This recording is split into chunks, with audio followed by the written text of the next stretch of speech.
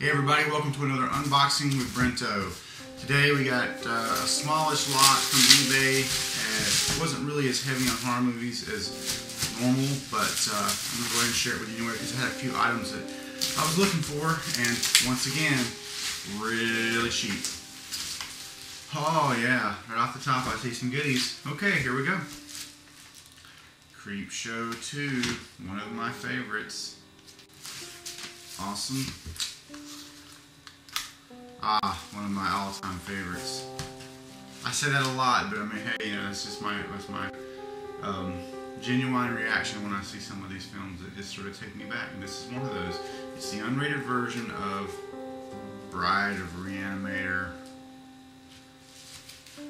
Pretty awesome. Stribo and I got to meet the star of that show. Oh, that's a duplicate. Bride of Reanimator. I guess I have to sell one of those on eBay. 2 unrated versions. If you're interested in one of those, hit me up. We'll trade. Hellraiser. Bang to hell. Look at the side of that box. But in any case, I didn't have that on VHS. And this would be like my 15th copy of Reefer Madness / Night of the Living Dead. Reefer Madness is not a film I would ever watch. Night of the Living Dead, watch that regularly, annually probably. Pulp Fiction, another duplicate for me. Stargate, of course I have this on DVD, never had it on VHS, but it'll look nice on my shelf. Huge fan of the Stargate franchise. And, what did I say Hellraiser earlier? I'm just thinking here there's perhaps it's just an alternate cover. Hellraiser. Yeah, duplicates are just a reality when you get these large lots. Future Shock, and interestingly, it looks like it's signed. I have to see if I can figure out. It looks like it's signed by the star Vivian Schilling. I have to ask the seller about that. That's really bizarre. I wouldn't have thought somebody would have just sold a signed, autographed copy of that. Although I'm not familiar with the film, or her for that matter, but hey, that's what IMDb's for, right? And I got a sweet little IMDb app right there on the iPhone. I'll sort that out shortly. Wow, this is right up there with Tremors for me as one of my all-time favorite films. An American Werewolf in London. Now, of course, I have that on DVD and special edition DVD and all that, but didn't have a copy of it on VHS. It'll look nice on my 80s shelf. Which, by the way, guys, I'm having our good buddy Alan the Talent Whitley. He's a bit of a carpenter and all-around handy person to have around. I've often joked that we should call him GT for go-to, because when we need somebody on the boom or we need somebody to play a heavy in one of our Mutant Girl productions, Alan is the go-to guy. Alan is helping me design, and he's going to build a custom shelf for actually one of my wall here in the one of my walls here in the Nerve Center, specifically for the purpose of holding VHS, DVDs, and one shelf in particular for big box VHS, which I'm getting into collecting. By the way, I'll just go ahead and show you the beginning of that collection. Interesting little film right here. You'll notice these boxes are taller. This is how VHS was originally released in the US for video stores.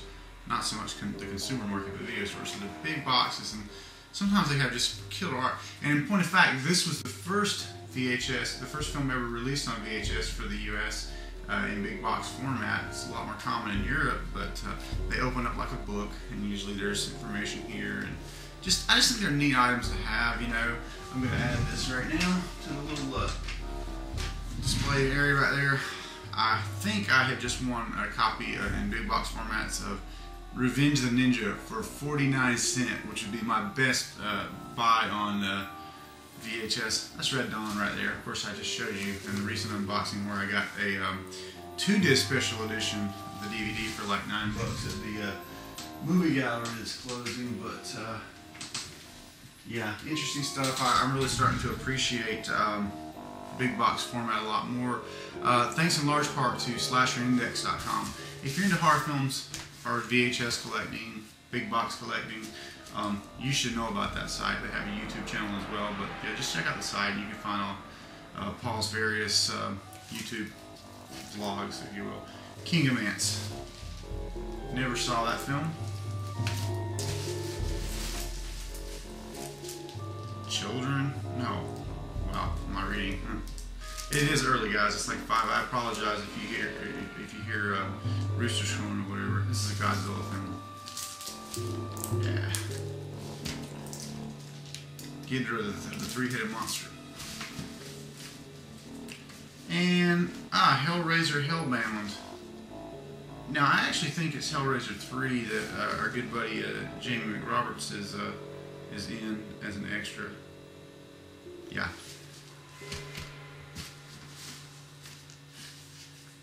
E.T. Extraterrestrial. Oh, great film. Loved it. Really takes me back there. Don't think I actually have that either way on VHS or.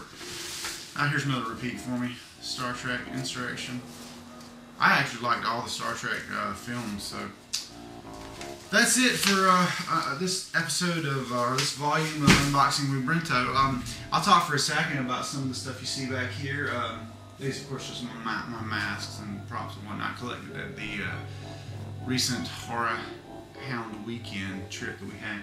But in the back there, you'll see some Hollywood video. Now, that's only a fraction. Actually, this is what you see behind me, and even in the case here, it's really about half of my VHS collection. I'm thinking that'll fill up one wall of this room nicely when I get them all up here from the theater downstairs. But Hollywood Video, went out of business, I guess, or at least one of them did. I'm not sure if that's tied with the movie gallery. I think it might be tied with the movie gallery closings as well. It might be the same company. Generally don't buy VHS, with a really jacked up cover or no cover at all. But in this case, these were dirt cheap. I'm talking like, around 40, 50 bucks, shipping included, for, over 100 films. And I was able to, get a bunch of films that I probably would have never sought out, but just by virtue of the fact that them being in a lot, I'd get to see some crazy stuff, and that's kind of cool, and that's just for watching, obviously.